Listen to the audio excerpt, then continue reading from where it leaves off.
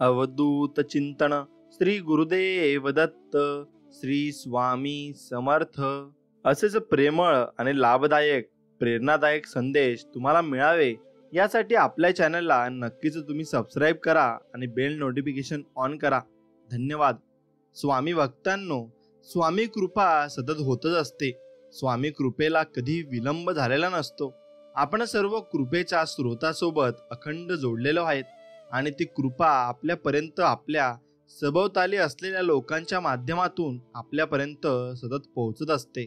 आपले प्रामाणिक कर्म करत असताना आपल्याला मात्र हे भान ठेवायचे आहे की आपले अंतर्मन एकमेकांसोबत जोडलेले आहे आणि हे भान ठेवून प्रत्येक सोबत प्रेमाची, विश्वासाची, आनंदाची, शांतीची, कृतज्ञतेची नाती जोडायची आहेत आणि ती नाती आपण जोडत राहिली पाहिजे एवढं मात्र निश्चित आहे। म्हणून तुम्ही स्वामींवर विश्वास ठेवायला हवा आणि तो विश्वास तुम्ही शेवटपर्यंत टिकून ठेवायला हवा, याला जास्त महत्त्व असते, हे जाणून घ्या। म्हणून स्वामींवरचा विश्वास असेल तर नक्कीच व्हिडिओला लाईक करा आणि कमेंटमध्ये लिहा स्वामी ओम, स्वामी ओम, स्वामी ओम असं टाईप करा। स्वामी भक्तांनो, कोणी कितीही चिडवण्याचा प्रयत्न केला तरी संयम राखणे हे शौर्याचे लक्षण आहे। जगात 30 लोक पुढे जातात जी सूर्याला जाग करतात आणि जगात 30 लोक मागे राहतात ज्यांना सूर्य जागे करत असतो। दुःखाचा कितीही डोंगर कोसळला तरी मन विचलित न होऊ देता धीराने मार्ग काढणं हे थोर माणसांचं लक्षण आहे।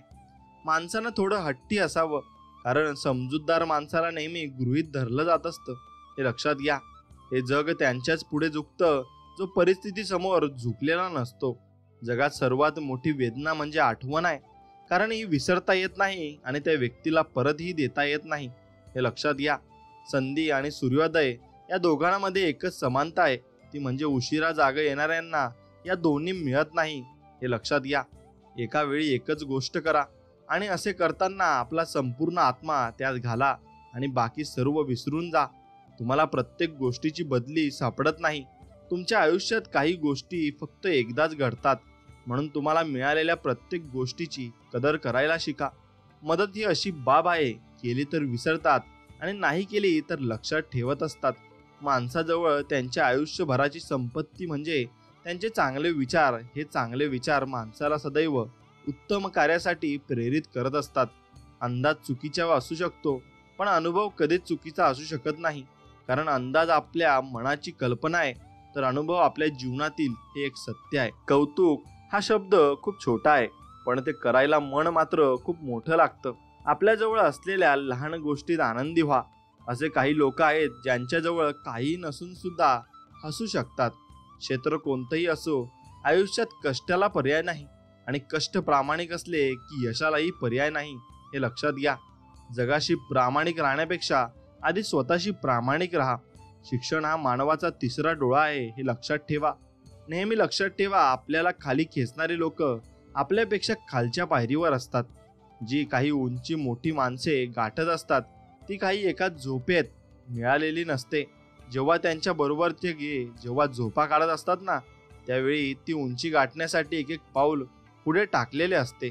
स्वप्न पाहतच असाल तर मोठीच पहा ना, लहान कशाला, कारण मोठी स्वप्नेच माणसाचं रक्त ढवळू शकतात, हे खरं आहे। जेव्हा आयुष्य हसवेल तेव्हा समजा चांगल्या कर्माचे फळ आहे आणि जेव्हा आयुष्य रडवेल ना, तेव्हा समजा चांगले कर्म करण्याची वेळ नक्कीच आलेली आहे। जर तुम्हाला वेगवान चालायचे असेल तर एकट्यात चाला, पण जर तुमच्यात यशाच्या पलीकडे जायचे असेल ना तर सर्वांसोबत चला, हे लक्षात ठेवा। मित्रांनो, स्वतःला आव्हान देण्याचा प्रत्येक प्रयत्न म्हणजे स्वतःला जाणून घेण्याचा सर्वोत्तम उपाय आहे। वर्तमान काळ आखीव असल्यास भविष्य काळ रेखीव बनत असतो। मनाला न पटणारी गोष्ट करण्यासाठीच जास्त धैर्य लागतं। रात्रभर गाढ झोप लागणं याला सुद्धा नशीबच लागतं, पण हे नशीब मिळवण्यासाठी सुद्धा दिवसभर इमानदारीचं आयुष्य आपल्याला जगावं लागत असतं। जीवनात तुम्हाला योग्य मार्ग दाखवणारा कोणी मित्र असेल तर तो अनुभव आहे।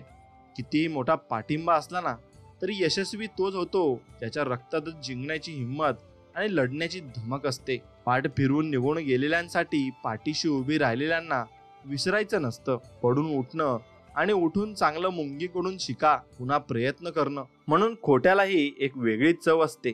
स्वतः बोलले तर गोड लागते आणि दुसरे बोलले तर ते आपल्याला कडू लागत असते. म्हणून ते नक्कीच आपण समजून घेतले पाहिजे आणि नेहमी आपण खरे बोलले पाहिजे. आपल्या आनंदाची किल्ली दुसऱ्यांच्या खिशात कधीही ठेवू नका. वय वाढल्याने हसणं थांबत नाही, पण हसणं थांबल्याने वय मात्र लवकर वाढत असतं. समजून घेण्याची मानसिकता ज्यांच्यात असते ना, त्यांना गोष्टी पटवून देण्याची गरज आपल्याला लागत नाही. मतं आणि इच्छा वारंवार दडपत असल्यास संताप आणि नैराश्याच्या भावना जागरूक होत असतात.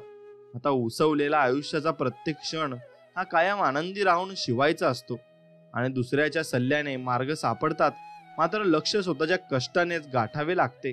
परिस्थिती नावाची शाळा माणसाला आयुष्यात योग्य शिक्षण देत असते. श्रीमंती असावी, पण त्यामागे कोणाच्या 2 पैशांचा तळतळाट नसावा. वाईट विचारातच गवत आपोआप उगवते. चांगल्या गोष्टी नेहमीच पेराव्या लागत असतात. भविष्याची जराही कल्पना नसताना आपण मोठ्या गोष्टीचे नियोजन करतोच. तोच खरा मनाचा आत्मविश्वास आहे आणि आत्मविश्वास हा तुम्हाला खूप काही वर घेऊन जात असतो. फक्त मनापासून तुम्ही प्रयत्न केले पाहिजे आणि मोठा आत्मविश्वास ठेवून सर्व काही कामे तुम्ही केले पाहिजे. नक्कीच तुम्ही वर जाल. नात्यांना नेहमी बोलकच ठेवावं. अबोल नात्यातच गैरसमज जास्त होतो. तुमचं मन तुम्हाला जपता आले यायला हवं, ते दुसऱ्याने जपावं अशी अपेक्षा ठेवणं चुकीचंच आहे. हात आणि साथ योग्य वेळी द्या, कारण वेळ निघून गेल्यानंतर दोघांनाही किंमत नसते. अपमानाच्या भट्टीत भाजलेला माणूस राख नाही सोनं बनतो. आयुष्य साधं सरळच असतं, ओझं असतं ते फक्त गरजांचं. आव्हान देणारी गोष्ट बदलून घडू शकत असते. फक्त आपल्याकडे संघर्ष करण्याची जिद्द ही असावी लागते. म्हणून हृदयात प्रेम, वाणीमध्ये गोडवा आणि चेहऱ्यावरील स्मितहास्य जीवनातील चिंतेचं पूर्ण समाधान नक्कीच आहे. चूक महत्वाची आणि व्यक्तीची असेल ना तर सुधारता येते, पण व्यक्तीची चुकीची असेल ना तर मग सुधारणे कठीण होऊन जाते. आणि ओंजळीत मावेल एवढंच भरावं आणि सांडण्या अगोदर वाटायला शिकावं. अगदी मनापासून मागितलेल्या गोष्टीला कृतीची जोड असेल तर ती गोष्ट आपल्याला नक्कीच मिळत असते. माणसाच्या बोलण्यातूनच समजतं तो शहाणा आहे की अतिशहाणा आहे. वाढता समजूतदारपणा माणसाला शांततेकडे घेऊन जातो. एखाद्या गोष्टीचे स्वप्न पाहत असाल तर तुम्ही ते सत्यातही उतरू शकाल याची खात्री तुम्ही बाळगली पाहिजे. मोजक्याच गोष्टी आणि मोजकीच नाती जपायला हवीत. पसारा झाला की सांभाळता त्रास होतो. आपल्या समोर केलेलं कौतुक हे आपली स्तुती असते, तर आपल्याला माघारी केलेलं कौतुक हे आपलं अस्तित्व असतं. काय चुकलं हे शोधायला हवं आपण, मात्र कुणाचं चुकलं हे शोधत बसतो आपण. कोणतीही कृती करताना मनात कपट आणि स्वार्थ नसेल तर तो गुन्हा नाही असं समजावं. जीवनात महत्वाचं नसतं ते त्या व्यक्तीचं दिसणं, तर गरजेचं असतं ते कायम साथीला असणं. सुख आहे पण अनुभवायला वेळ नाही.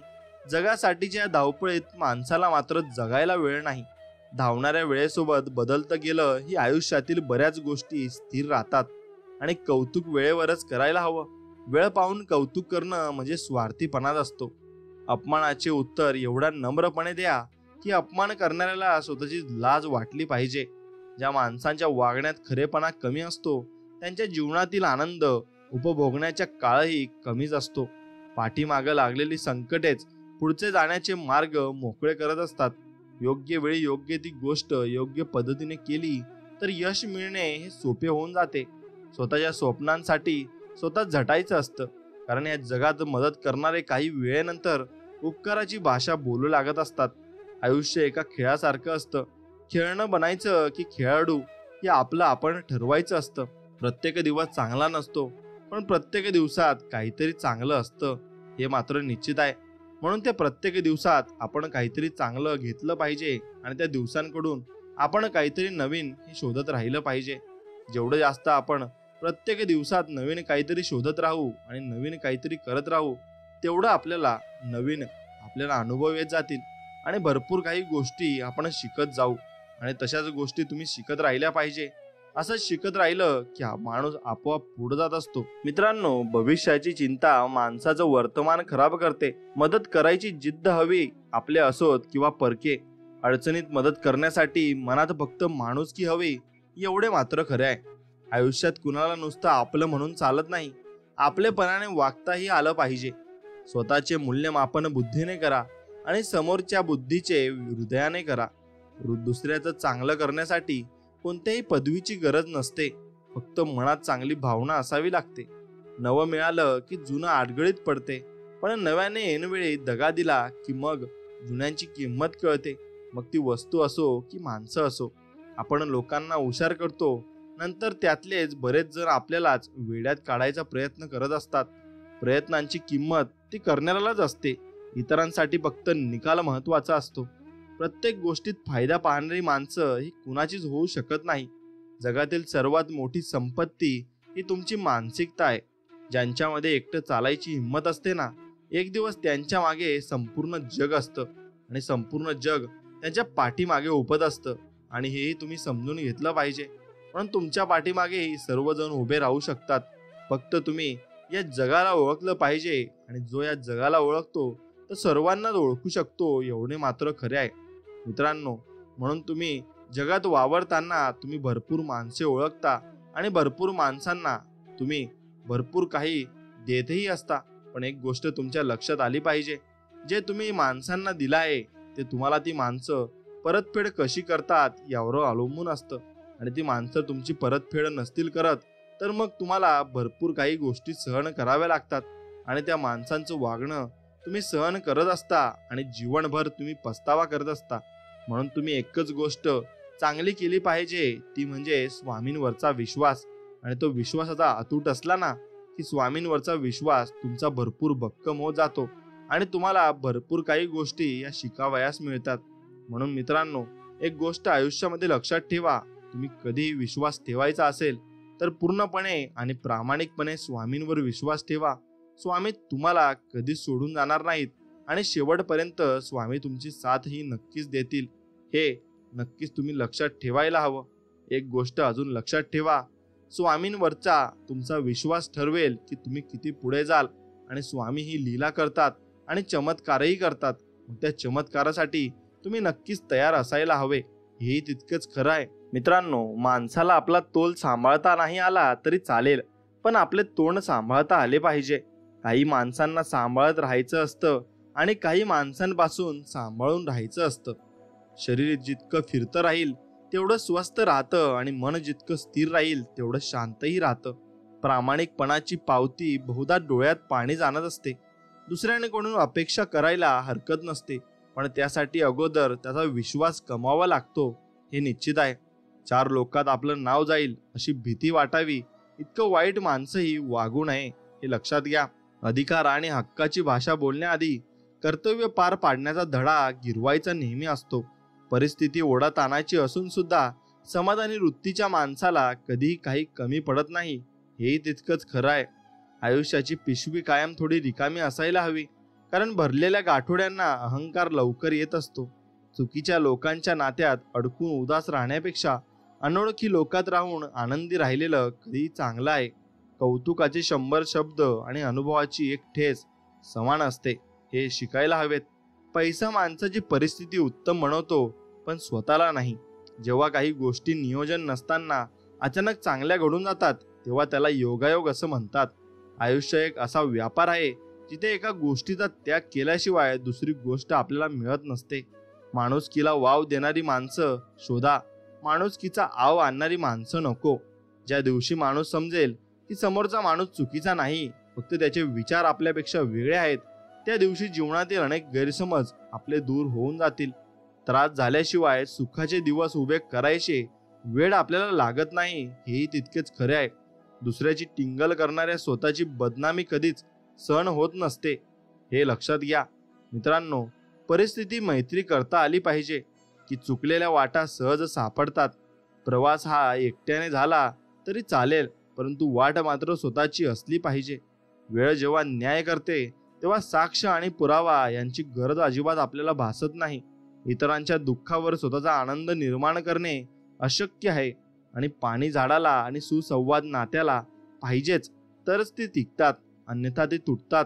एका मुळापासून तर एका मनापासून, हे लक्षात घ्या. सुख कुणालाही वाटावं, पण दुःख मात्र विश्वासाच्या माणसाला सांगावं लागतं. बघितलेले दृश्य आणि ऐकलेले शब्द यातील खरे खोटापणा पडताळून त्यावर मत व्यक्त करणं अधिक चांगलं असतं. संपत्तीच्या दारिद्र्यापेक्षा विचारांचं दारिद्र्य खूपच वाईट असतं. स्वतःशी प्रामाणिक असणारा माणूस नेहमी दुसऱ्यांशी प्रामाणिक वागण्याचा प्रयत्न ही करत असतो. सगळे शोध लागले गेले, पण भूक नावाचा शोध कष्ट केल्याशिवाय लागत नाही. दुसऱ्याच्या सावलीत उभं राहणं सोपं असतं, मात्र स्वतःची सावली निर्माण करण्यासाठी रणरणत्या उन्हात उभं राहावं लागतं. हेही तितकंच खरं आहे. व्यवहारात रोख आणि कामात चोख असणारी माणसं जगाच्या बाजारात आपली किंमत राखून असतात. माणूस मोठा विचित्र आहे. सुख घटाघटा पितो आणि दुःख चघळत बसतो. भविष्याची जराही कल्पना नसताना आपण मोठ्या गोष्टीचे नियोजन करतो. तोच खरा मनाचा आपला आत्मविश्वास असतो. प्रामाणिक कष्टाच्या मागे प्रामाणिक आनंद धावत असतो. हेही खरं आहे. दुसऱ्यांकडून अपेक्षा करायला हरकत नसते, पण त्यासाठी अगोदर त्याचा विश्वास आपल्याला कमवावा लागत असतो. या जगात कुणीच कुणाचं नसतं. आपलं आयुष्य हे आपणच जगायचं असतं. एवढं लक्षात ठेवा. एक अदृश्य पिंजरा आपणच आपल्या भोवती बांधलेला असतो आणि तो तोडून आपल्याला बाहेर निघायचं असतं आणि हे जग बघायचं असतं. गर्दीत राहून अपमान होणार असेल तर एकटं राहून स्वतःचा आदर नक्कीच ठेवला पाहिजे. प्रामाणिकपणे काम करणाऱ्या व्यक्तीला 2 बक्षिसं हमखास मिळतात. एक विरोध आणि दुसरी टीका. परिवर्तन हा विश्वासाचा भाग आहे. मग तो विश्वास दुसऱ्यांवर असो अथवा स्वतःवर असो. नेहमी एकटे उभे राहण्याची हिंमत ठेवा. जग ज्ञान देते, साथ कोणीच देत नाही. शक्यतेच्या मर्यादा जाणून घेण्याचा सर्वोत्तम मार्ग म्हणजे अशक्यच्या मर्यादा पलीकडे नक्कीच जाणे होय. रक्ताच्या नात्यांचा खूप मानपान घ्यावा लागतो, पण जोडलेल्या नात्यांना चेहऱ्यावरचं एक हास्य पुरेसं असतं. संयम हा खूप कडवट असतो, पण त्याचं फळ फार गोड असतं. म्हणजे फळ आपण नक्कीच चाखलं पाहिजे. चुका अशा करा की जगाने नाही, तुम्हाला तुमच्या मनाने माफ केलं पाहिजे. हे नक्कीच आहे. शब्द काळजीपूर्वक वापरा. हे तुमच्या सामाजिक व्यवहाराचे प्रतिबिंब असतात.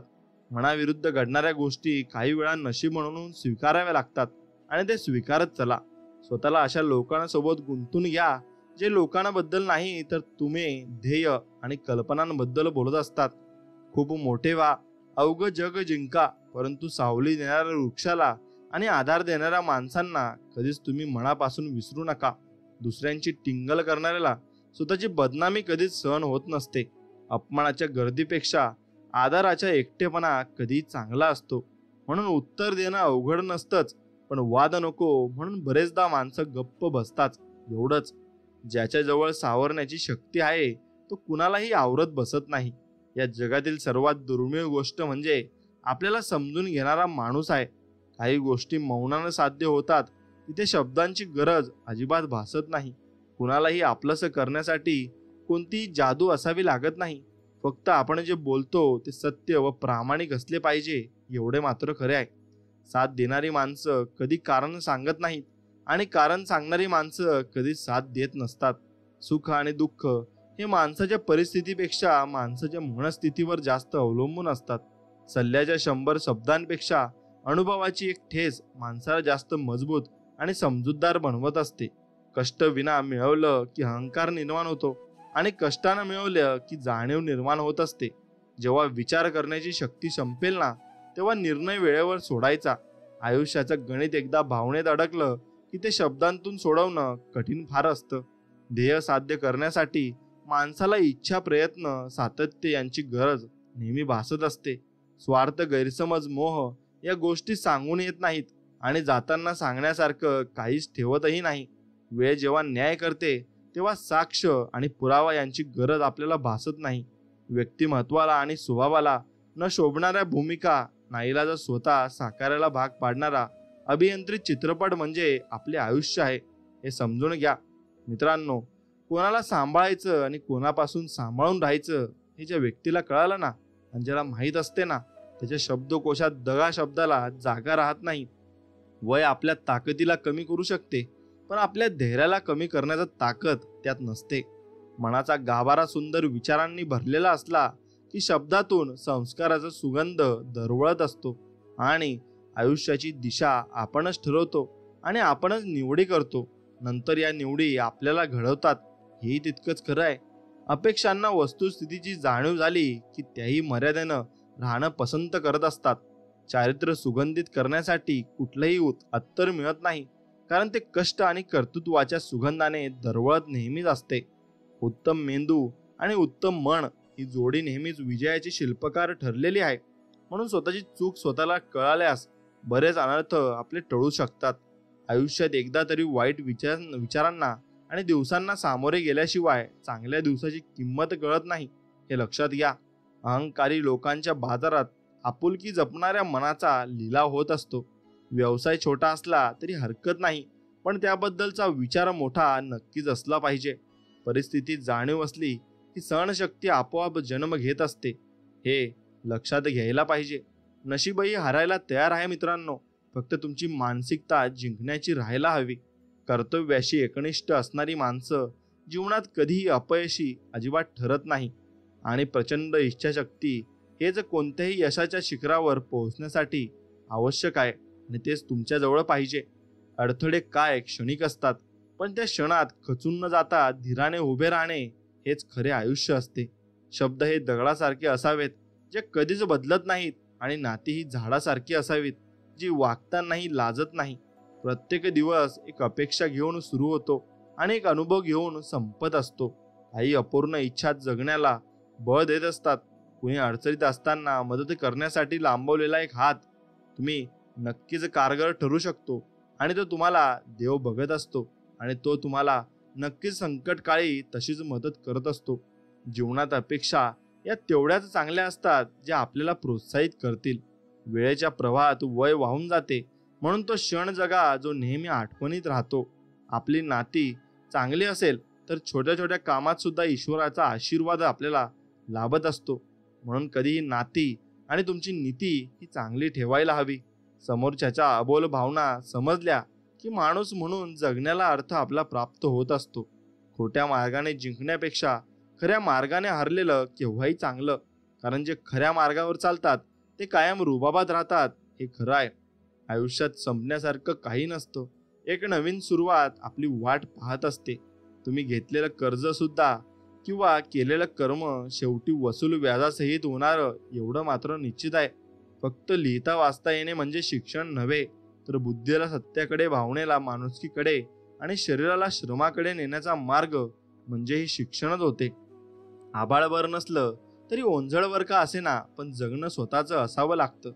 पश्चाताप भूतकाळ बदलू शकत नाही, आणि चिंता भविष्यकाळ चांगला करू शकत नाही. वेळ ही नेहमीच घाईत असते. थांबतात ते फक्त क्षण असतात. जीवन एक गणित आहे ज्यात आपलं वय वजा होतं आणि अनुभवांची गोळाबेरीज ही होतच राहते. राग मनात ठेवून गोड बोलणाऱ्या माणसांपेक्षा प्रेम मनात ठेवून रागवणारी माणसं खूप चांगल्या मनाची असतात. सौंदर्याचं नव्हे तर स्वभावाचं महत्त्व असतं. कोणी क्षणात मन जिंकतं तर कोणाला पूर्ण जीवनकाळ ते जिंकता येत नाही. ज्याला संयमाचं ज्ञान असतं तो आयुष्यात गडबड कधीच करत नसतो. म्हणून प्रशंसक आपली स्थिती बघतात आणि शुभचिंतक आपली परिस्थिती बघत असतात. म्हणून निवड चुकली की आवडीला किंमतच राहत नाही. एकदा कर्तव्याच्या वाटेवरून जायचं ठरवलं की भावनांना विसरायचं असतं. स्वतःचा मोठेपणा सांगायचा नसतो. सद्गुणांचा सुगंध मैलावरूनही येत असतो. हास्य हा एक उत्तम उपाय आहे संकटांना सामोरे जाण्यासाठी, मनातील भीती दूर करण्यासाठी आणि झालेलं दुःख लपविण्यासाठी. सत्याच्या वाटेला चालत असताना एकटे पडलात तरी चालेल, पण चुकीच्या गोष्टींचे समर्थन करणाऱ्यांच्या गर्दीमध्ये अजिबात तुम्ही मिसळू नका. पायाला जर ठेच लागली तर दोष दगडाचा नाही, तुमच्या बेजबाबदार चालण्याचा आहे, हे लक्षात घेतलं पाहिजे. अडचणींच्या वेळेत सगळ्यात मोठा आधार म्हणजे स्वतःवरचा विश्वास असतो, जो मंद हास्य करत तुमच्या कानात प्रेमाने सांगत असतो, सगळं व्यवस्थित होईल बाळा, तू फक्त याच्यामध्ये टिकून राहा. असत्य हे अपंग प्राण्यांप्रमाणे असते. दुसऱ्यांच्या आधाराशिवाय ते कधीच उभे राहू शकत नाही. तुम्ही कितीही सत्यनारायण करा, पण तुमचा व्यवहार चांगला नसेल ना, तर नारायणही तुम्हाला कधीच भेटणार नाही. चांगले कुटुंब आणि जीवाला जीव देणारे मित्र भेटणे म्हणजे दुसरं काही नसून जिवंतपणेच मिळालेला स्वर्ग नक्कीच आहे. माणसानं मनात काही ठेवू नये, नाहीतर डोक्यावर परिणाम नक्कीच होत असतो. कष्ट ही एक अशी चावी आहे ना, जे नशिबात नसलेल्या गोष्टींची सुद्धा दरवाजे उघडत असते, हे लक्षात घ्या. नात्यांची सुंदरता एकमेकांचे दोष स्वीकारण्यात आहे, कारण एकही दोष नसलेल्या माणसाचा शोध घेत बसलात तर आयुष्यभर तुम्ही एकटे राहाल, हे खरे आहे. त्याच्या डोळ्यात आत्मविश्वासाचे अंजन असते, तो कुठल्याही काखेमधून आणि काळोखामधून सहजच मार्ग काढत असतो. जिव्हाळ्याचे ऋणानुबंध असल्याशिवाय कोणी कोणाच्या आयुष्यात येत नसते. ज्या व्यक्तीचा स्वभाव कोमल आणि निस्वार्थी असतो ना, तो सर्वांच्या हृदयाचं मुकुट असतो. समज कमी असेल तर गैरसमज व्हायला वेळ लागत नाही. परमेश्वराकडून मनासारखं नाही मिळालं तर नाराज होऊ नका, कारण तो असं कधीच देणार नाही जे तुम्हाला चांगलं दिसतं, पण तो तेच देणार जे तुमच्यासाठी चांगलं असतं. आपल्या दोषांवरचे उपाय नेहमी आपल्याकडेच असतात, फक्त ते शोधण्याची तसदी नक्कीच आपल्याला घ्यावी लागत असते. म्हणून बुद्धीच्या कॅमेऱ्यात विचारांचे रोल टाकून प्रयत्नांचे बटन दाबल्याशिवाय भविष्याचा सुंदर फोटो निघत नसतो. विचार करून वेळ वाया घालवण्यापेक्षा प्रयत्न करून दिवस घालवा, कारण विचार करून माणूस मनातून खचतो, परंतु प्रयत्न करून माणूस प्रगतीच्या मार्गावर पोहोचत असतो. नाही म्हणायचे असते तेव्हा नाही म्हणण्याची हिंमत ठेवा. आणि प्रत्येकाच्या जीवनात 3 महत्त्वाच्या गोष्टी असतात: प्रेम, काळजी आणि आदर. पहिल्या 2 तुम्ही दिल्या की तिसरी तुम्हाला आपोआपच मिळत असते. म्हणून आयुष्यात साथ देणारी माणसं कमवा. काही तास बोलवणारे तर प्रवासात सुद्धा भेटत असतात. आशा आणि विश्वास ठेवणं कधी चुकीचं नसते, फक्त ते आपल्यावर अवलंबून असते की आपण आशा कोणाकडून करायची आणि विश्वास आपण कोणावर ठेवायचा. आयुष्याची डायरी लिहिणारा तर तो देव असतो, पण वाचणारे आपण असतो. जीवनात खूप काही हवं असतं, पण पाहिजे तेच भेटत नसते. सर्व काही नशिबात असतं, पण आपलं नशीब घडवणं हे आपल्याच हातात असतं. हे मात्र तितकंच सत्य असतं. काही माणसांना सांभाळत राहायचं असतं आणि काही माणसांपासून नक्कीच तुम्ही दूर राहायला हवं, कारण ती माणसं तुम्हाला मागे खेचत असतात. माणसांची खरी ओळख त्यांच्या अंतःकरणाच्या नम्रतेने कळते. शहाणा माणूस चुका विसरतो, पण त्याची कारणे नाही, हे लक्षात ठेवा. कर्तव्य पार न पाडता हक्काच्या मागे धावलात तर हक्क दूर पळतात. आणि डोक्यावर बर्फ व जिभेवर साखर असली ना की सारे प्रश्न आपोआपच सुटत असतात. दुर्बल व्यक्ती एखादे उच्च ध्येय समोर ठेवून समाजात वावरू लागते, तेव्हा धाडस व साहस हे गुण त्यांच्यात आपोआपच येत असतात. गर्व करून कुठल्याही नात्याला तोडण्यापेक्षा माफी मागून ती नाती जपा, कारण वेळ आल्यावर पैसा नाही तर माणसंच साथ देत असतात, आणि माणसांनीच आपल्याला साथ दिलीही पाहिजे. करुणेमध्ये मोठेपण आहे, सहानुभूतीमध्ये सौंदर्य आहे व क्षमतेमध्ये कृपा नक्कीच आहे. क्षमा मागणं ही एक भेट आहे जी आपण दुसऱ्यांना देतो, व क्षमा करणं ही एक अशी भेट आहे जी आपण स्वतःला देत असतो. मित्रांनो, लक्षात ठेवा, वेळ आणि नशीब याचा कधी गर्व करू नका, कारण या दोन्ही गोष्टी परिवर्तनशील आहेत, हे लक्षात ठेवा. जो दिसत नाही तोच पाया असतो, आणि जो परमात्मा असतो, विश्वास असो वा संस्कार असो. म्हणून सत्य बोलणं जेव्हा वादग्रस्त ठरू लागतं ना, तेव्हा समजावं की खोट्या नाण्यांनी बाजार आपल्या ताब्यात घेतला आहे. जीवन एक महाभारत आहे. म्हणून मित्र करण्यासारखे लक्षात ठेवा, कमवा, आणि मार्गदर्शन कृष्णासारखे निवडणारे आणि देणारे मित्र तुम्ही कमवले पाहिजे. विश्वास एक अशी शक्ती आहे जी अंधकाराने व्यापलेल्या जगाला प्रकाशित नक्कीच करू शकते. घड्याळाच्या गजारापेक्षा ज्यांना जबाबदारी जागा करते ती माणसे आयुष्यात योग्य दिशेने पावलं टाकत असतात. प्रयत्न सुरू केले की यशाच्या वाटा आपोआपच गवसतात. दयाळूपणा हा खूप मौल्यवान आहे, तो कधीही वाया जात नसतो. आयुष्यात आपण कोणासाठीच आयुष्यभर खास नसतो.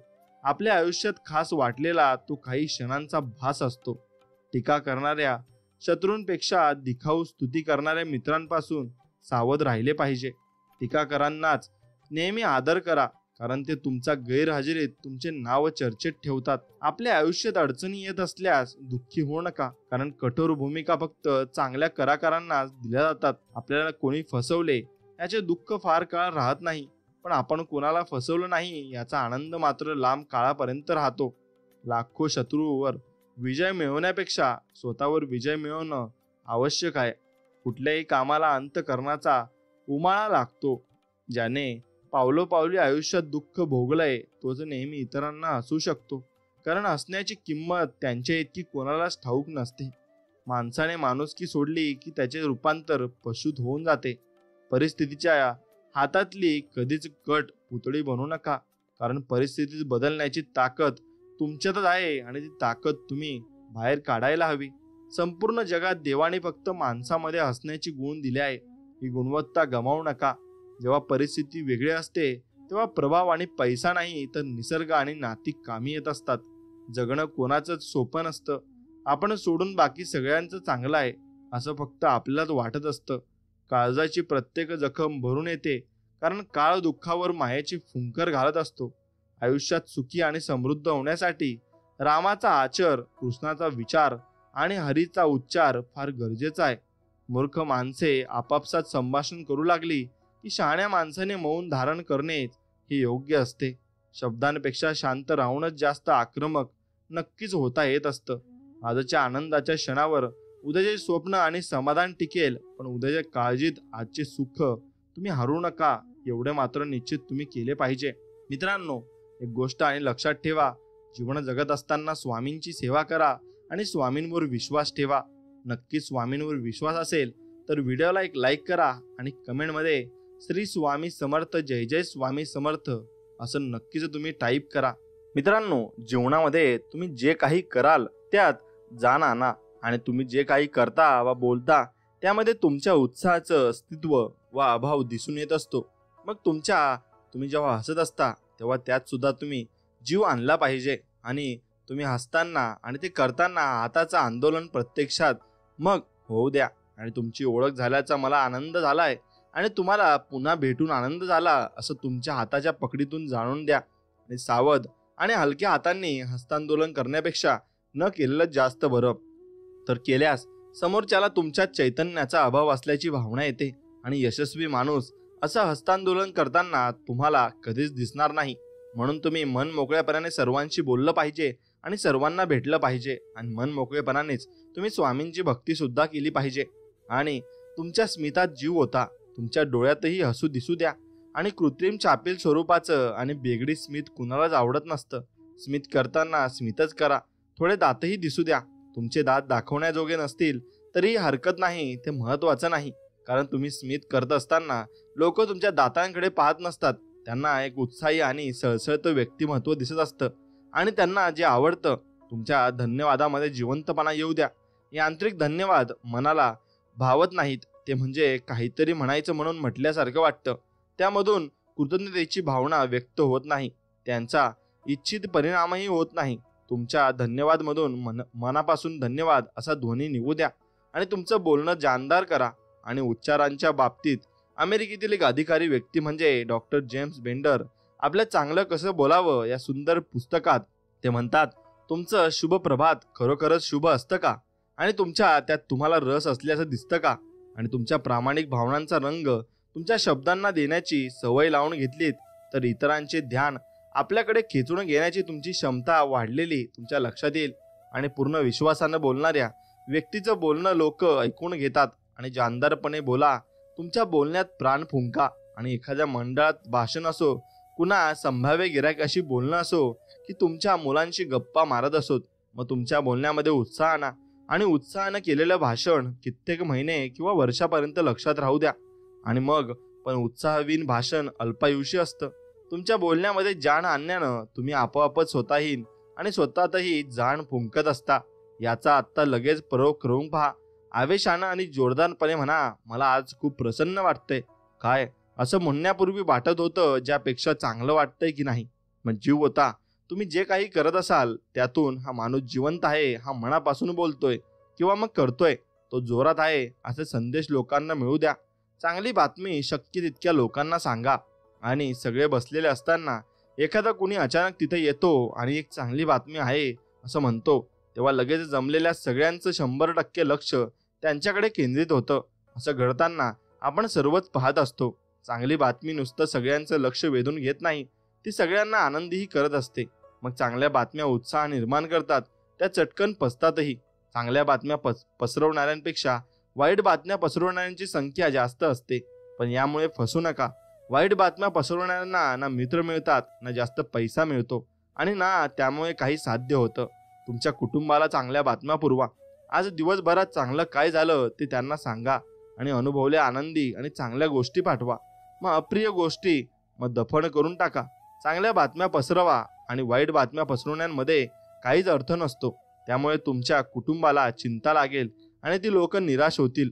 लोक घरी येताना आनंदाचा उजेड बरोबर घेऊन या. लहान मुलांना हवामानाबद्दल तक्रार करताना कधी ऐकलंय का?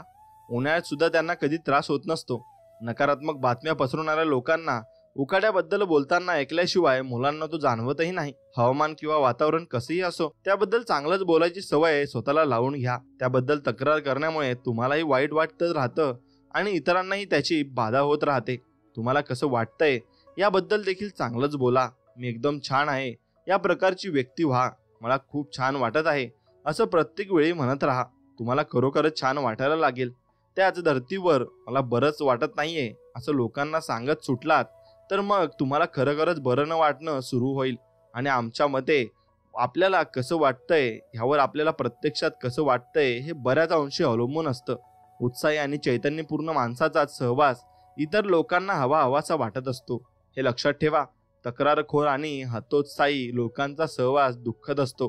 कामाच्या ठिकाणी तुमच्या सहकाऱ्यांमध्येही चांगल्या बातम्या पसरवा आणि त्यांना प्रोत्साहन द्या आणि संधी मिळताच त्यांचं कौतुक देखील करा. कंपनी करत असलेल्या चांगल्या गोष्टींची त्यांना माहिती पुरवा आणि त्यांच्या अडचणी ऐकून घ्या आणि त्यांना मदत करा. लोकांना प्रोत्साहन दिल्यास त्यांचा पाठिंबा तुम्हाला मिळेल आणि त्यांच्या कामाबद्दल त्यांची पाठ थोपता. त्यांच्या पुढे आशादायी चित्र उभं करा आणि ते यश मिळवू शकतात असं तुम्हाला वाटतं असेल तर मग तुमच्या त्यांच्यावर पूर्ण विश्वास आहे हे त्यांना जाणवून द्या आणि चिंता करण्याची सवय असलेल्या लोकांना शांत करण्याची सवय लावून घ्या. तुम्हाला योग्य मार्गावर ठेवण्यासाठी पुढील एक गोष्ट नियमितपणे करा. एखाद्याचा निरोप घेताना आपल्याशी बोलल्यानंतर याला खरंच चांगलं वाटतंय ना असा प्रश्न स्वतःला करा. आत्मपरीक्षणाचं हे तंत्र उपयोगी होतं आणि हाताखालचे कर्मचारी, सहकारी, कुटुंबीय, ग्राहक आणि किंवा अगदी तोंड ओळख असलेल्या लोकांच्या बाबतीतही ते वापरा. माझा एक विक्रेता मित्र खरोखरच चांगल्या बातम्या पसरवणारा माणूस आहे. तो त्यांच्या सगळ्या ग्राहकांना दर महिन्याला न चुकता भेटतो आणि प्रत्येक वेळी काही ना काहीतरी चांगली बातमी त्यांना सांगतो. उदाहरणार्थ, मागच्या आठवड्यात मला तुमचा एक जवळचा मित्र भेटला होता आणि त्यानं तुम्हाला नमस्कार सांगितला आहे आणि माझ्या मागच्या तक्रारीनंतर एक महत्त्वाची गोष्ट घडली आहे. मागच्या एका महिन्यात 3,50,000 नव्या बाळांनी जन्म घेतलाय आणि नवी बाळा म्हणजे तुमच्या माझ्यासाठी व्यवसायाच्या नव्या संधी. मग बँकेतल्या अधिकाऱ्याबद्दल सहसा ते गंभीर आणि रुक्ष असतात आणि कमी हसणारे असतात असं आपल्याला वाटत असतं. पण माझ्या ओळखीचे एक अधिकारी मात्र असे नाहीत. फोन उचलल्यावर सुप्रभात, हे जग किती छान आहे नाही, तुमच्या व्याजानं पैसे वगैरे हवेत का असं बोलायची त्यांची खास पद्धत. आणि बँकेच्या अधिकाऱ्यांना असं बोलणं शोभत नाही. तुम्हाला तसं वाटेलही. पण या पद्धतीनं बोलणारा हा अधिकारी संपूर्ण दक्षिण पूर्व अमेरिकेतील सर्वात मोठ्या बँकेचा अध्यक्ष आहे असं मी तुम्हाला सांगितलं तर मग चांगल्या बातम्यांचा परिणाम चांगलाच होतो. त्यांचा भरपूर प्रसार करा. नुकतंच मी ब्रश बनवणाऱ्या एका कंपनीच्या अधिकाऱ्यांना गेलेलो होतो असं लेखक म्हणतात. त्यांच्या मेजावर अभ्यागतांना दिलेले एक अशा पद्धतीने एक वचन चांगलं फ्रेम करून ठेवलेलं होतं. मला चांगलं काहीतरी सांगा, अन्यथा काहीच सांगू नका. मला वाटतं लोकांना आशावादी होण्याच्या दृष्टीनं प्रोत्साहन देण्याचं हे वचन म्हणजे एक उत्तम मार्ग आहे. आणि अशा शब्दात मी त्यांचं कौतुक केलं. ते हसले आणि म्हणाले, आठवण करून देण्याचं ते एक प्रभावी साधन आहे आणि मी जिथं बसलो आहे त्याच बाजूनं तर ते अधिकारी अधिकच महत्वाचं आहे. मग त्यांनी ती चौकट फिरवली आणि त्यांच्याकडची बाजू माझ्या समोर आणली आणि त्या बाजूने लिहिलं होतं, समोरच्याशी चांगलं बोला किंवा मग बोलूच नका. चांगल्या बातम्या पसरवल्यानं तुम्हाला चालना मिळत असते आणि तुम्हाला चांगलं वाटायला लागतं. चांगल्या बातम्या सांगितल्यामुळे इतरांनाही चांगलं वाटत असतं. हेही तितकंच खरं आहे. आता तुम्ही महत्वाचे आहात आणि ही मनोभूमिका विकसित नक्कीच केली पाहिजे. ही गोष्ट अत्यंत महत्वाची आहे. कुठलाही माणूस, मग तो भारतात राहत असो की अमेरिकेत आणखी कुठे, तो बुद्धिमान असो की अडाणी, सुसंस्कृत असो की असंस्कृत, तरुण असो की वृद्ध, त्याची एक तीव्र इच्छा असते. आपण महत्वाचे आहोत ही भावना त्याला हवी असते. याबद्दल नीट विचार करा. प्रत्येकाला, होय अगदी प्रत्येकाला, तुमचा शेजारी, तुम्ही, तुमची पत्नी आणि तुमचा साहेब, कुणीही, आपण कुणीतरी आहोत असं वाटण्याची एक नैसर्गिक उर्मी असते. महत्वाचं असणं ही मानवी सर्वात बलिष्ठ आणि दुर्दम अशारीरिक भूक आहे. लोकांना प्रतिष्ठा, वेगळेपणा आणि मान्यता यांची तीव्र इच्छा असते. हे यशस्वी जाहिरातदारांना पक्क ठाऊक असतं. त्यामुळेच विक्री वाढवणारे जाहिरातींचे मथळे हुशार तरुण गृहिणींसाठी खास आवडत असलेले लोक वापरतात. कारण तुम्हाला सर्वोत्तम तेच हवं असतं. इतरांना आमचा हेवा वाटावा असं बना. स्त्रियांनी हेवा करावा व पुरुषांनी कौतुक करावं अशी इच्छा असणाऱ्या स्त्रियांसाठी अशा स्वरूपाचे भरपूर असतात आणि मथळे लोकांना मुख्यतः सांगत असतात ते, तुम्ही जर ते उत्पादन विकत घेतलं तर तुमचे महत्वाचे या सदरात मोडाल हे. आणि महत्वाचे होण्याची जी भूक तीव्र इच्छा असते तिची पूर्तता होणं तुम्हाला यशाकडे नेत नसतं. यशाच्या साधनांच्या भात्यामधलं ते एक मूलभूत साधन आहे. पण तुम्ही महत्वाचे आहात. मग या मनोभूमिकेमुळे मग वंचित परिणाम मिळत असले आणि त्याला पैसे पडत नसले तरी मग खूपच कमी लोक यांचा उपयोग करत असतात. हे असं का असतं हे समजावून सांगण्यासाठी खालील विवेचन नक्कीच तुम्ही ऐकलं पाहिजे. मग तत्वज्ञानाच्या दृष्टिकोनातून पाहू जाता प्रत्येक व्यक्ती महत्त्वपूर्ण असते. या मूलभूत श्रद्धेवरच आपले धर्म, कायदे, कानून आणि आपली एकंदर संस्कृती अशी आहे. आणि उदाहरणार्थ समजा तुम्ही स्वतःचं विमान घेऊन उडत आहात आणि एका निर्जन डोंगरावर उतरणं तुम्हाला भाग पडलाय, तर तुमच्या या अपघाताची खबर मिळताच तुमच्या शोधासाठी एक व्यापक मोहीम उघडली जाईल. आणि हा माणूस महत्वाचा आहे का असा प्रश्न कुणीही विचारणार नाही. तुम्ही एक माणूस आहात या पलीकडे तुमच्याबद्दल व्यक्तिचिंतही माहिती नसतानाही दुसरी विमानं, हेलिकॉप्टर्स आणि जमिनीवरची शोध पथकं तुम्हाला शोधायला सुरुवात करतील. किती आणि यासाठी किती पैसा खर्च होतो हाही याचा विचार न करता तुम्ही सापडेपर्यंत किंवा तुमच्या सापडण्याचा शेवट आशेचा किरण लुप्त होईपर्यंत हा शोध सुरू राहील. एखादं लहान मूल जंगलात वाट चुकलं, विहिरीत पडलं किंवा मग अशा कुठल्याही संकटात सापडलं तर ते कुणा महत्वाच्या कुटुंबातलं मूल आहे का असा विचार कोणीच करणार नाही. सर्व तऱ्हेने त्या मुलाला संकटातून वाचवण्याचे प्रयत्न केले जातील. आणि कारण ते प्रत्येक लहान मूल हे महत्वाचं असतं. आणि पृथ्वीच्या पाठीवरील सर्व सजीवांमध्ये मानवाचं प्रमाण हे एका कोटींपैकी एक एवढंच आहे. आणि असं म्हटलं तर वावं ठरणार नाही. आणि त्यामुळे प्रत्येक मानव हा जीवनशास्त्रीय दृष्ट्या एका अपूर्वाचीच गोष्ट आहे. आणि विधात्याच्या जगण्या वेळ योजनेला तो एक महत्वाचा भाग आहे. आता याची व्यावहारिक बाजू पाहूया. तत्वज्ञानाच्या चर्चेकडून दैनंदिन जीवनाकडे वळताच दुर्दैवानं बहुतेक लोकांची व्यक्तीच्या महत्वाबद्दलची संकल्पना बदलून जाते. उदाहरणार्थ बहुतेक लोक कसे, तू कुणीच नाहीस, तुझा काही उपयोग नाही, माझ्या दृष्टीनं तुला काडीची किंमत नाही, असं काहीतरी म्हणणारी मनोभूमिका आपल्या वागण्यातून दर्शवतात. याकडे नीट पहा. तुम्ही महत्वाचे नाही ही मनोभूमिका प्रचलित असतानाचंही एक कारण आहे. आणि दुसऱ्याकडे पाहून बहुतेक लोक हा माझ्यासाठी काही करू शकत नाही म्हणून हा महत्वाचा नाही असा विचार मनोमन करत असतात. पण नेमकं तिथेच लोक एक मूलभूत चूक करत असतात. समोरच्याचं व्यक्तीचं सामाजिक स्थान व तिची मिळकत काही असो, तुमच्या दृष्टीनं दोन भल्या मोठ्या आणि रुपया आणि पै च्या भाषेत मोजण्यासारख्या कारणांनी ती महत्वाची असते. पहिलं कारण म्हणजे लोकांना महत्त्व दिल्यास ते तुमच्यासाठी अधिक काहीतरी करत असतात.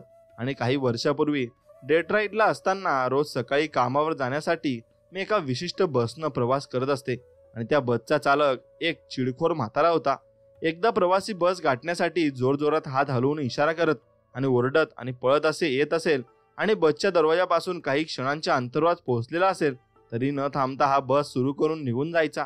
हे मी इथे डझनभर नव्हे शेकडो वेळा पाहिलं होतं.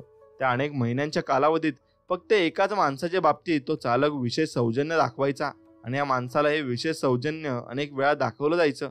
या प्रवासासाठी मात्र तो चालक चक्क थांबून राहायचा. का?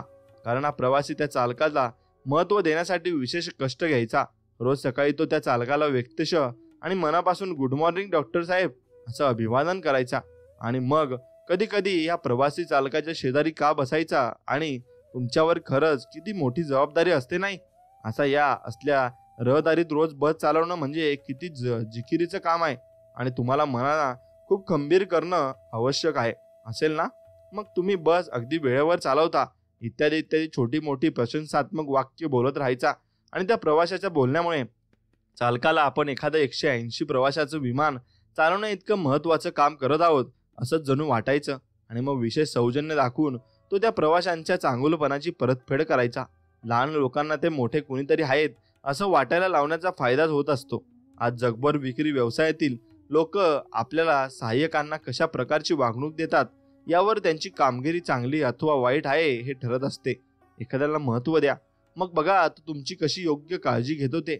आणि तुमची योग्य काळजी घेतो म्हणजे तो तुमच्यासाठी अधिक काहीतरी करत असतो. गिराईकानं तुमच्याकडून जास्त वस्तू वा सेवा विकत घेतील, कर्मचारी तुमच्यासाठी जास्त कष्ट घेतील, सहकारी मंडळी चाकुरी बाहेरील जाऊन तुम्हाला सहकार्य करतील आणि तुमचा साहेब तुम्हाला जास्तीत जास्त सहाय्य करेल. पण हे सर्व तेव्हा होईल जेव्हा तुम्ही त्या सर्व लोकांना ते महत्वाचे आहेत असं वाटायला लावाल. मोठ्या लोकांना अधिक मोठं वाटायला लावण्यानं फायदा होतो. आता भव्य विचार करणारा माणूस समोर माणसाला सर्वोच्च पातळीवर बघून त्यांची किंमत वाढवत असतो. तो लोकांबद्दल भव्य विचार करत असल्यामुळे त्याच्याकडून सर्वोत्तम तेच त्याला मिळत असतं. इतरांना आपण मोठे आहोत असं वाटायला लावण्याचं आणखी एक मोठं कारण म्हणजे इतरांना मोठेपणाची भावना देण्यातून आणि त्याच्यामधून तुम्ही स्वतःलाही मोठं वाटायला लावत असता. आमच्या ऑफिसमधल्या लिफ्ट वुमनच्या चेहऱ्यावर आपण शूद्र असल्याची भावना ठळकपणे कोरली गेली होती. ती 50कडे झुकलेली होती, दिसायला फारशी आकर्षक नव्हती आणि तिच्या कामात तिला काडीचाही रस वाटत नव्हता. आपण कोणीतरी महत्वाचे आहोत असं वाटण्याची तिची नैसर्गिक इच्छा अपूर्ण होती हे स्पष्टच होतं. आपल्याकडे कुणाचं लक्ष नाही आणि आपल्याबद्दल कुणालाच काही वाटत नाही या भावनेनं कोट्यावधी लोक आपलं जीवन ओढत असतात. आपण महत्वाचे आहोत असं वाटायला लावणारं कुठलंही कारण या लोकांना इतरांकडून मिळत नसतं. ही स्त्री अशा लोकांपैकी होती. एके दिवशी सकाळी इतर अनेकांसारखंच मी तिच्या लिफ्टमधून जात असताना तिनं आज वेगळी केशभूषा केलेली असेल आणि हे माझ्या लक्षात आलं. ती केशभूषा विशेष आकर्षक वगैरे नव्हती. तिनं घरीच आपण काहीतरी प्रयोग केला असावा, पण ते जे काही होतं ते चांगलं दिसत होतं हे मात्र नक्की. मग श्रीमती मग तुमची केशरचना मला आवडली बरं का, मी म्हणालो. ती आमळ लाजली आणि म्हणाली, धन्यवाद साहेब. तिला या कौतुकाचा खूप आनंद झाला आणि त्या आमच्या आनंदात पुढच्या मजल्यावर लिफ्ट थांबवायला ती जणू विसरलेच. आणि काय आश्चर्य, दुसऱ्या दिवशी सकाळी मी लिफ्टमध्ये पाऊल ठेवताच सुप्रभात, श्री स्वार्ज हे अभिवादन माझ्या कानावर पडलं. यापूर्वी तिला कुणालाही नावानं संबोधताना मी ऐकलं नव्हतं आणि त्यानंतरचे जेवढे काही महिने माझं ऑफिस त्या बिल्डिंगमध्ये होतं तेवढ्या काळात सुद्धा मी इतर कुणाचं नाव तिच्या तोंडून ऐकलं नाही. आणि मी त्या स्त्रीला महत्वाचं वाटायला मदत केली होती आणि मोकळ्या मनानं तिची प्रशंसा केली होती आणि तिला तिच्या नावानंच संबोधलं होतं.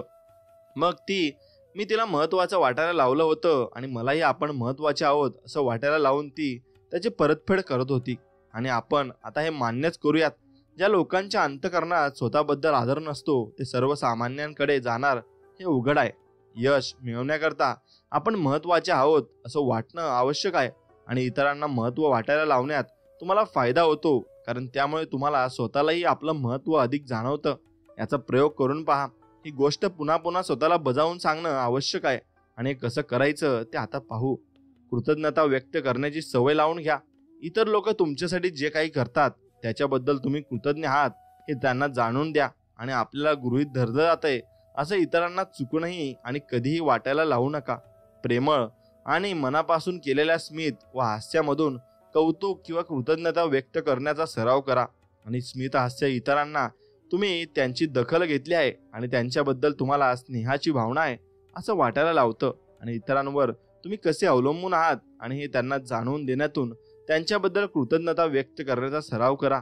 आणि तू नसतीस तर आपलं कसं झालं असतं कुणास ठाऊक. असे साध्या शब्दातले आणि प्रामाणिक उद्गार लोकांना त्यांची आवश्यकता जाणवून देतात आणि जेव्हा त्यांना स्वतःचं महत्त्व वाटतं तेव्हा ते अधिकाधिक चांगलं काम करायला लागतात. प्रामाणिक आणि व्यक्तिगत प्रशंसोद्गारातून कृतज्ञता व्यक्त करण्याचा सराव करा आणि प्रशंसेमुळे लोकांचा उत्साह वाढत असतो. 2 वर्षाचा असो की 20 वर्षाचा किंवा मग 90, प्रत्येक माणसाला प्रशंसा आणि कौतुकाची तीव्र भूक असते. आपण चांगलं काम करत आहोत आणि आपण महत्वाचे आहोत याबद्दल दिलासा मिळावा असं त्याला वाटत असतं. फक्त मोठ्या गोष्टींचंच कौतुक करायचं असतं असं वाटून घेऊ नका. लोकांच्या लहान सहान गोष्टीचंही कौतुक करा. त्यांची वेशभूषा, रोज कामं ते कशी करतात, त्यांच्या कल्पना, त्यांचं निष्ठापूर्वक चाललेलं काम, अशा प्रत्येक गोष्टीबद्दल गौरवोद्गार काढा. आणि मग तुमच्या माहितीतील कुणी कुठलीही गोष्ट साध्य केली तर एक चिठ्ठी वा पत्र लिहून त्यांचं कौतुक करा आणि त्यांना मुद्दामहून एक फोन करा वा भेटायला जा. अति महत्वाचे लोक किंवा मग बिनमहत्वाचे लोक असं लोकांचं वर्गीकरण करण्यामध्ये वेळ आणि आपली मानसिक शक्ती वाया दौडू नका आणि यामध्ये कुठलाही अपवाद करू नका. कचरा गोळा करताना साफसफाई कामगार असो की कंपनीचा उपाध्यक्ष, तुमच्या दृष्टीनं प्रत्येक व्यक्ती महत्वाची आहे आणि कुणालाही दुय्यम दर्जाची वागणूक दिल्यानं तुम्हाला उच्च दर्जाचे परिणाम मिळणार नाहीत. लोकांना त्यांचं नाव घेऊन बोलवा. दरवर्षी बिपसेस, पेन्सिली, डायऱ्या अशा वस्तूंचे निर्माते त्या वस्तूंवर विकत घेणाऱ्यांची नावं टाकून दिल्यामुळे कितीतरी अधिक प्रमाणात विक्री करत असतात आणि लोकांचं आपलं नाव घेऊन संबोधलेलं आवडत असतं. नाव घेतल्यानं प्रत्येकाचा उत्साह वाढत असतो. 2 गोष्टींकडे विशेष लक्ष द्या. लोकांच्या नावाचा उच्चार योग्य करा आणि लिहिताना ते योग्य पद्धतीनं लिहा. यामध्ये चूक झाल्यास तुमच्या दृष्टीनं त्या माणसाला फारसं महत्त्व नाही असं त्याला वाटत असतं. आणखी एक विशेष सूचना, तुमची नीट ओळख नसलेल्या व्यक्तीशी बोलताना श्री, श्रीमती, सौ, साहेब अशी बिरुद आवर्जून लावा. आणि मग ऑफिसमधल्या चपराशाला सुद्धा अमुक साहेब असं म्हटलेलं जास्त आवडत असतं. तसंच तुमच्या कनिष्ठ सहकाऱ्यांचंही असतं आणि प्रत्येक पातळीवरच्या लोकांचंही असतं. लोकांना महत्त्वाचं वाटायला लावण्यात या सामान्य बिरुदांचा खूप उपयोग होत असतो. श्रेय लाटू नका, वाटा. काही दिवसांपूर्वी एक विक्री विषयक परिषदेला मी पाहुणा म्हणून गेलो होतो असे लेखक म्हणतात. आणि त्या दिवशी रात्रीच्या मेजवानीनंतर कंपनीच्या विक्री विभागाच्या उपाध्यक्षांच्या हस्ते पारितोषिक वितरण झालं. 2 जिल्हा विक्री व्यवस्थापकांना, त्यांच्यापैकी एक पुरुष होता आणि एक स्त्री. त्या वर्षी त्यांना विभागांमध्ये सर्वोत्तम कामगिरी केल्याबद्दल बक्षिसं मिळाली आणि पारितोषिक दिल्यानंतर त्यांना विभागांनी हे लक्षणीय यश कसं मिळवलं याबद्दल 15 मिनिटं बोलण्यासाठी उपाध्यक्षांनी त्या दोघांना पाचारण केलं. आणि एका जिल्हा व्यवस्थापकाने उठून त्यांना स्वतः कसं केलं हे उपस्थितांसमोर सांगितलं. मग विक्रीत वाढ झाली आणि त्यामागे फक्त त्याचे एकट्याचे श्रम आहेत असं काहीसं चित्र त्यांना सगळ्यांसमोर उभं केलं. आणि मी जेव्हा पदभार स्वीकारला तेव्हा मी हे केलं. सगळा गोंधळ होता, पण मी ते सगळं सुरळीत केलं. ते सोपं नव्हतं, पण मी परिस्थितीचा ताबा घेतला आणि सगळं काही व्यवस्थित पार पाडलं. अशासारखी विधानं त्यांच्या बोलण्यातून प्रामुख्यानं येत होती. मग त्यांचं बोलणं सुरू असताना त्यांच्या हाताखालच्या विक्री प्रतिनिधींमध्ये अस्वस्थता, नाराजी निर्माण होत असल्याचं दिसून येत होतं. आणि व्यवस्थापकाच्या त्या आत्मस्तुतीत त्यांच्याकडे संपूर्ण दुर्लक्ष होत होतं. आता विक्रीतील वृद्धींसाठी त्यांनी उपसरलेल्या कष्टांचा उल्लेखही होत नव्हता. त्या व्यवस्थापकाचं भाषण संपल्यानंतर दुसरी व्यवस्थापिका उठली आणि आपल्या या छोट्याशा भाषणात तिने मात्र अगदी वेगळा मार्ग चोखाळला. पहिल्या प्रथम तिनं आपल्या जिल्ह्याच्या यशामागे तिच्या विक्री कर्मचाऱ्यांनी जीव ओतून केलेलं काम आपलं असल्याचं विशद केलं. मग त्यांच्यापैकी प्रत्येकाला त्याचं नाव घेऊन तिनं उभं राहायला सांगितलं आणि त्याचं व्यक्तिगत कौतुक केलं. यातला फरक नीट ध्यानात घ्या. कंपनीच्या उपाध्यक्षांनी बहाल केलेली कौतुकाची फुलं पहिले व्यवस्थापकाने स्वतःवरच उधळून घेतली आणि त्यातून आपल्या हाताखालच्या लोकांना नाराज केलं. त्यांच्या कर्मचारी वर्गाचं अवसान कमी झालं आणि दुसऱ्या व्यवस्थापिकेनं उपाध्यक्षांची मिळालेली शाबासकी आपल्या हाताखालच्या लोकांमध्ये वाटून टाकली आणि तिथंच त्या शाबासकीचा जास्त चांगला परिणाम होणारा होता. पैशांप्रमाणेच प्रशंसेची पण गुंतवणूक करता येते आणि त्याचा फायदा होतो हे तिला ठाऊक होतं. सगळ्यांनी मिळून केलेल्या चांगल्या कामाचं श्रेय स्वतः न लाटता ते हाताखालच्या लोकांना वाटल्यास मग पुढच्या वर्षी ते अधिक जोमानं काम करतील हे तिनं जाणून होती. प्रशंसा म्हणजे शक्ती हे लक्षात ठेवा. तुमच्या वरिष्ठांकडून मिळणाऱ्या शाबासकीची, कौतुकीची गुंतवणूक करा आणि ते कौतुक, ती प्रशंसा आपल्या हाताखालच्या लोकांना वाटून टाका. त्यांना अधिक चांगली कामगिरी करण्यासाठी प्रोत्साहन मिळेल. श्रेय वाटून घेतलं तर तुम्हाला त्यांच्या कामाची कदर आहे असं तुमच्या हाताखालच्या लोकांना वाटेल आणि अगदी रोजच्या रोज सहज करण्यासारखी एक गोष्ट आहे. आणि आश्चर्य म्हणजे तिचा फायदाही खूप होतो. मग माझी बायको आणि माझ्या कुटुंबाला आनंदी करण्यासाठी मी आज काय करू शकतो असा प्रश्न अगदी रोज स्वतःला विचारा. हे सोपं वाटतं, पण ही गोष्ट अतिशय परिणामकारक आहे.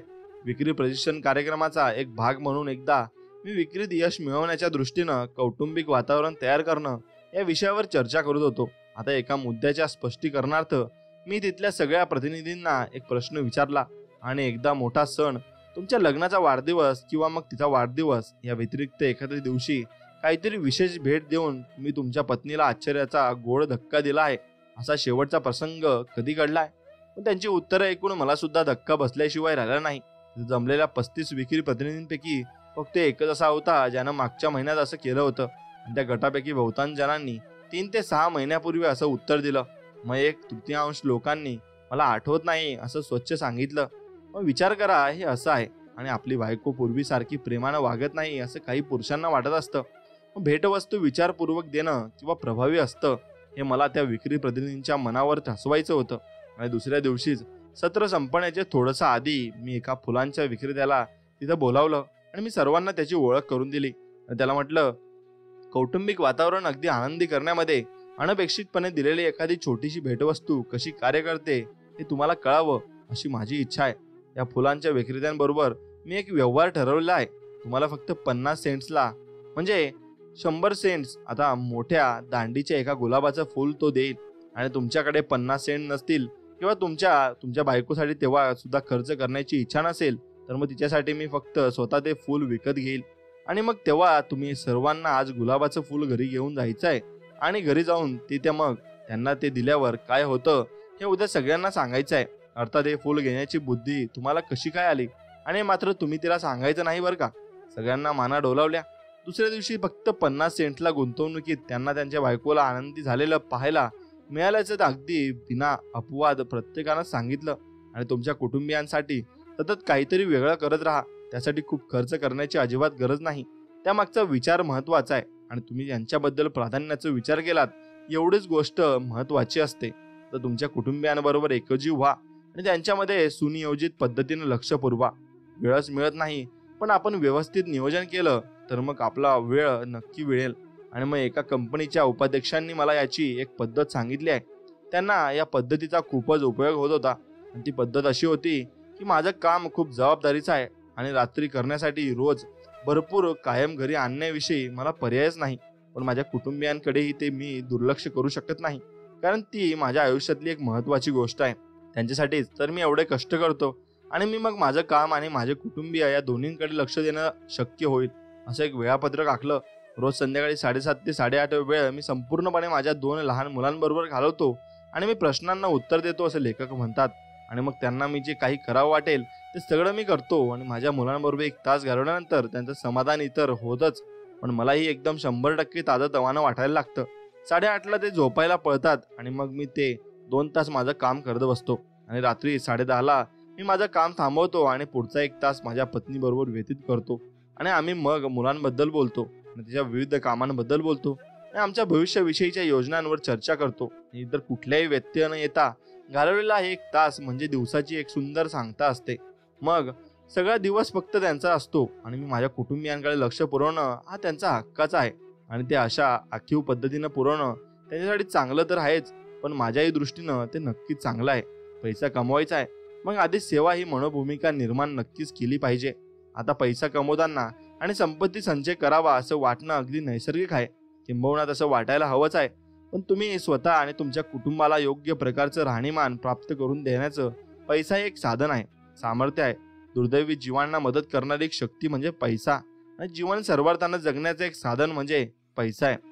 आता अमेरिकेतील एक थोर कॉनवेल नावाचे एक थोर ख्रिश्चन धर्मगुरू लोकांना पैसे कमवा असा उपदेश करण्यामुळे टिकणे धनी झाले होते. आणि मग त्यांच्या एकर्स ऑफ डायमंड ह्या पुस्तकात ते म्हणतात पैशांमुळे तुमची बायबल छापली गेली आणि पैसा जर चर्च बांधतो. तुमच्या धर्मोपदेशकांना जगभर फिरणं शक्य होतं ते पैशामुळे आणि तुमच्या धर्मगुरूंना पैसे जे मिळतात तुम्ही जर त्यांना पैसे दिले नाही तर धर्मगुरूंचा दुष्काळ निर्माण होईल. मग मला गरीबच राहायचं आहे असं म्हणणाऱ्या माणसाला सहसा अपराधीपणाची भावना तरी असते नाहीतर न्यूनगंड तरी. मग एखादा शाळकरी मुलगा अभ्यासात चांगले गुण मिळवू शकला नाही किंवा शाळेतल्या कुठल्या तरी खेळाच्या संघात स्थान मिळवण्यात अपयशी ठरला मग तर त्याच्या आपल्याला चांगले गुण मिळवायचे नव्हते किंवा त्या संघात स्थान मिळवण्याची इच्छा नव्हतीच मुळे अशी बतावणी करतो. तसंच हे आहे. त्यामुळे पैसा कमवणं हे एक योग्य ध्येय आहे पण पैसा कमवण्यासाठी लोक अगदी जुनाट मागासलेली मार्ग अनुसरत असलेले पाहून मात्र आश्चर्यच वाटतं. आधी पैसा या मनोवृत्तीचं लोक आपल्याला सगळीकडे दिसतात पण याचा लोकांकडे पैसा कमी असतो का? कारण सोपं आहे. आधी पैसा या मनोवृत्तीचे लोक पैशांच्या विचारानं एवढे झपाटून गेलेले असतात की पैसा ज्या झाडावर उगवतो त्या झाडाच्या बिया पेरल्याशिवाय पैसा हाताला लागणार नाही याचाच त्यांना विसर पडत असतो. म्हणून तुम्ही आधी पैसा कमवणं हे तुमच्या दिमागामध्ये आणलं पाहिजे आणि तुमच्या मेंदूमध्ये जेव्हा येईल तेव्हा तुम्हाला भरपूर विचार येत जातील आणि भरपूर गोष्टी तुम्हाला समजत जातील. म्हणून तुम्ही पैशामागे धावण्यापेक्षा नक्कीच तुम्ही पैसा कमवला पाहिजे पण तुम्ही दानधर्म पण केलाच पाहिजे आणि स्वामींची सेवा सुद्धा केलीच पाहिजे. जेवढे जास्त तुम्ही स्वामींची सेवा कराल तेवढे जास्त तुम्हाला त्यातलं मिळत जाईल हे लक्षात घ्या.